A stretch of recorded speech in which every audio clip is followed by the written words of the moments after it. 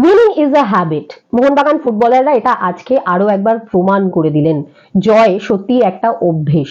আর এই জয়ের নেশাটা মোহনবাগানের সমস্ত ফুটবলারদের মধ্যেই ইনজেক্ট করে দিতে পেরেছেন সফলভাবে হোসে মলিনা, বাস্তব রায়ের মতো এন্টায়ার মোহনবাগানের কোচিং টিম। আজকে কেরালা ব্লাস্টার্সের বিরুদ্ধে যেভাবে জিতলো মোহনবাগান, জিতলো তো বটেই, জিতে সেমিফাইনালে তো পৌঁছলোই, কিন্তু যেভাবে যে ডমিনেন্স নিয়ে জিতলো সেটা থেকে এটা প্রমাণ হয় যে ঠিক একটা টিম যেটা শিল্ড এবং কাপ দুটোই জিতেছে এবছর, এবং সেই টিমটায় যারা রেগুলার বেসিসে খেলার সুযোগ পাননি, এই জয়ের অভ্যেসটা তাদেরকেও কিভাবে সংক্রমিত করেছে। আর কি অসাধারণ এই সংক্রমণ। কোথা থেকে শুরু করব? এই টিমের প্রত্যেকটা ছেলেকে নিয়ে আজকে আলাদাভাবে কথা বলা যায় যে ম্যাচটা আজকে মোহনবাগান খেলেছে। সবার আগে মনে রাখতে হবে যে পূর্ণ শক্তির কেরালা ব্লাস্টার্স আজকে তাদের 5 জন বিদেশিকে ঘুরিয়ে ফিরিয়ে খেলানো হয়েছে। শুরুতে 4 জন বিদেশি, পরে পেপরাকে আবার নামানো হয়েছিল। একমাত্র আদ্রিয়ান লুনা খেলতে পারেননি চোটের কারণে। বাকি প্রতিটা প্লেয়ার সুস্থ ছিলেন, খেলেছেন, এবং অবশ্যই তারা যোগ্য দাবিদার হিসেবেই কোয়ার্টার ফাইনালে পৌঁছেছিলেন ইস্ট বেঙ্গলকে হারিয়ে। সেই টিমটার এগেনস্টে মোহনবাগান শুরু থেকে ডমিনেন্স দেখিয়ে খেলেছে।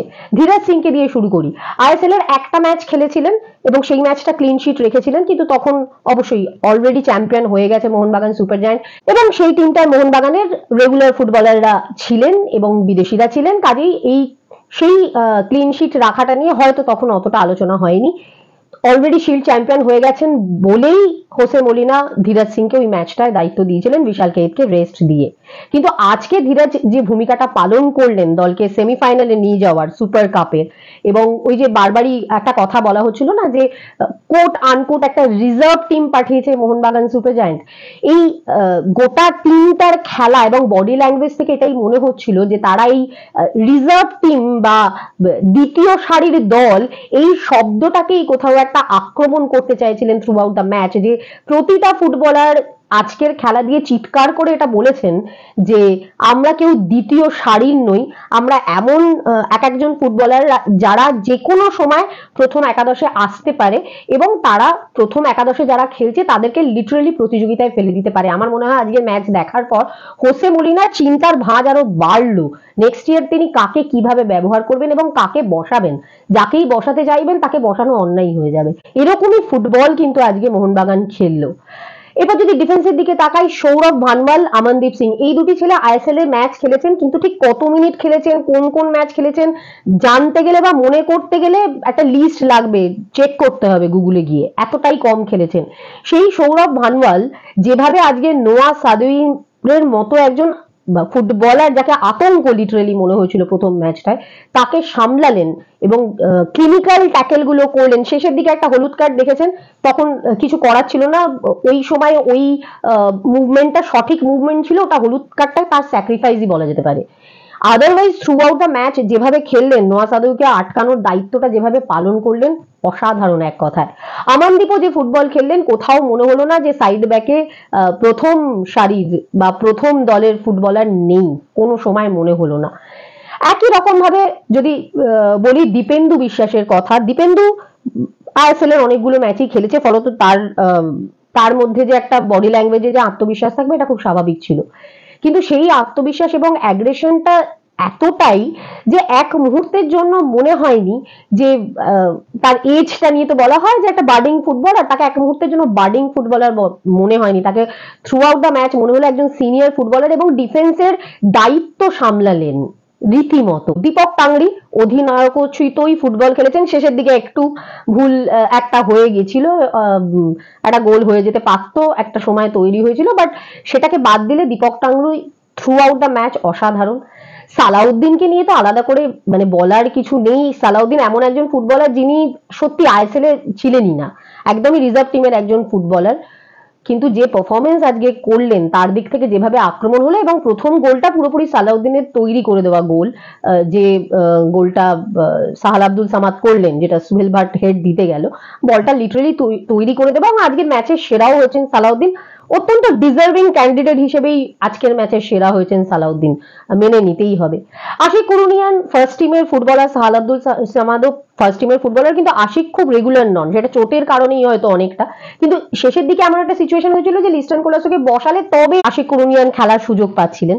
সেই জায়গা থেকে আইএসএল এর ফাইনালে বেঙ্গালুরুর এগেনস্টেও তিনি নিজেকে প্রমাণ করেছিলেন, ভালো ফুটবল খেলেছিলেন যেটুকু সময় পেয়েছিলেন। আজকে কিন্তু তিনি নিজেকে আরো একবার প্রমাণ করলেন এবং লিস্টন কোলাসোর জন্য তিনি একটা বড় রকমের প্রতিযোগী, এবং একই টিমের একই পজিশনের দুজন ফুটবলার ভালো খেললে সেটা খুব হেলদি প্রতিযোগিতা হয়। সেই হেলদি প্রতিযোগিতাটা, সেই হেলদি কম্পিটিশনটায় তিনি কিন্তু লিস্টন কোলাসোকে কোথাও ফেলে দিলেন। আজকে যে ফুটবলটা খেললেন তিনি এবং যে ডমিনেন্স নিয়ে খেললেন, শেষের দিকটা একটা সময় তো সাহাল আব্দুল সামাদ এবং আশিক কুরুনিয়ান সোজা কথায় যেন মনে হলো ওই বল নিয়ে ইয়ার্কি মারছিলেন কেরালার ফুটবলারদের সঙ্গে। এই ডমিনেন্স, এই অ্যাগ্রেশনটা দেখে সত্যিই ভালো লাগলো। যে বলা হচ্ছিল বারবার দ্বিতীয় সারির দল, এবং কোচ বলেছিলেন যে দ্বিতীয় সারির দল বলে কিছু হয় না, মোহন এগুলো খুব কথার কথা হিসেবেই আমরা দেখছিলাম, কিন্তু সেগুলো যে কথার কথা নয় সেটা আজকে কোথাও একটা যেন প্রমাণ করে দিল এই টিমটা। আশিক কুরুনিয়ানের পাস থেকেই সেকেন্ড গোলটা সুহেল ভাট করলেন 51 মিনিটের মাথায়। সুহেল ভাটের প্রসঙ্গে হোসে মলিনা নিজেই বলেছিলেন যে সত্যি আমি এই ছেলেটিকে সুযোগ দিতে পারি না, কারণ একজন কোচ হিসেবে আমাকে দলের সেরা টিমটা বানাতে হবে, আর আমি যখন সেরা টিম বানাতে যাচ্ছি তখন যে বিদেশি স্ট্রাইকাররা আমার সামনে রয়েছে তাদের সঙ্গে আমি যদি প্রতিযোগিতায় ফেলি তাহলে আমি সুহেল ভাটকে ফার্স্ট টিমে সুযোগ দিতে পারছি না। এই কথাটা মেনশন করে আলাদা করে বলেছিলেন হোসে মলিনা, এবং সুহেল ভাট সেটা প্রমাণ করলেন যে সত্যি থ্রু আউট দ্য ম্যাচ তিনি যেভাবে শুধু তো গোলটা করা নয়, বারবার গোলের কাছে পৌঁছে যাওয়া এবং বল কোথায় যাবে সেটা বুঝতে পারা, এই জায়গাগুলো থেকে কতটা ভালো খেলতে পারেন তিনি সেটা প্রমাণ করলেন, এবং তিনি সুযোগ কতটা ডিজার্ভ করেন সেটাও কিন্তু সুহেল ভাট প্রমাণ করে দিলেন। এই ম্যাচে শুরু থেকে যে বিষয়টা নিয়ে আলোচনা হচ্ছিল, যেদিকে নজর ছিল সবার, সেটা হচ্ছে যে নুনোরেজ কেমন খেলেন, বা বলাই হচ্ছিল যে নুনোরেজের অ্যাসিড টেস্ট এই সুপার কাপটা। সেই জায়গা থেকে দেখলে কিন্তু বলতে হবে যে সত্যি নুনোরেজকে সেভাবে কিন্তু এই ম্যাচটায় আমরা বুঝতে পারলাম না, বা বলা যেতে পারে তিনি সেভাবে পরীক্ষিত হলেন না। কেরালা ডেফিনেটলি অনেক আক্রমণ তৈরি করেছে, একাধিক আক্রমণ হয়েছে, জেমিনিস একাধিক মিস করেছেন, সবকিছু ঠিক আছে, কিন্তু যখনই ডিফেন্সে বল এসেছে দীপেন্দু বিশ্বাস, সৌরভ ভানওয়ালরা এবং গোলে ধীরাজ এতটাই অ্যাক্টিভ ছিলেন যে কখনো নুনোরেসকে একা দায়িত্ব নিয়ে কোনো কিছু করতে হয়েছে এরকম পরিস্থিতি খুব কম তৈরি হয়েছে। কাজেই খুব বেশি পরীক্ষিত হলেন এটা বলা যাবে না, এবং আরো সুযোগ পাবেন নুনোরেস, কারণ সেমিফাইনাল ম্যাচ রয়েছে, সেখানেও যদি ভালো ফলাফল হয়, ফাইনাল ম্যাচ রয়েছে, একাধিক সুযোগ ডেফিনেটলি পেতে পারেন নুনোরেস। সেখানে নিশ্চয়ই তিনিও নিজেকে প্রমাণ করার চেষ্টা করবেন, আলাদা করে দায়িত্ব নেওয়ার চেষ্টা করবেন, বা তার হয়তো প্রয়োজন পড়বে আরো টাফ কম্পিটিশন সামনে এলে, সেটার অপেক্ষায় আমরা ডেফিনেটলি থাকবো, এবং আমাদের থেকেও বেশি হয়তো থাকবেন যারা দল গড়ছেন মোহনবাগানের তারা, কারণ এটা মানতে হবে হোসে মলিনা এবং তার কোচিং টিমের কাছে এই ম্যাচটা মারাত্মক বেশি কঠিন একটা পরীক্ষা হয়ে দাঁড়ালো। মানে এই ম্যাচটা দেখার পর তাদের দল গঠনটা একটা কঠিন কাজ হয়ে পড়লো, যে যারা এই ম্যাচটা খেললেন বা এই টুর্নামেন্টটা খেলছেন তাদেরকে ফার্দার বসানো, এবং বসানোর জন্য তাদেরকে কিন্তু সমালোচিত হতে হবে হয়তো, কিন্তু এটাও ফ্যাক্ট যে একাধিক ভালো ফুটবলার একটা টিমে থাকলে এটাই বোধহয় বিউটি হয়, এবং সেটাই দেখা গেল, এবং হাসতে হাসতে এটা মানতেই হবে মোহনবাগান সেমিফাইনালে পৌঁছে গেল।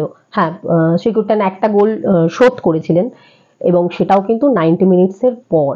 কাজে আজকে মোহনবাগানের জয় নিয়ে খুব বেশি কিছু আর বোধহয় এর থেকে বেশি বলার নেই, কারণ আনএক্সপেক্টেড উইন, অসাধারণ একটা সারপ্রাইজ, এটা মানতে হবে। কারণ জয়টা মানে 2-0 গোলে একটা সার্টেন টাইম অব্দি এগিয়ে থাকা, 90 মিনিটস অব্দি এগিয়ে থাকা, তারপর এক গোল খাওয়া, এই ডমিনেটিং উইনটা এটা ডেফিনেটলি সারপ্রাইজ।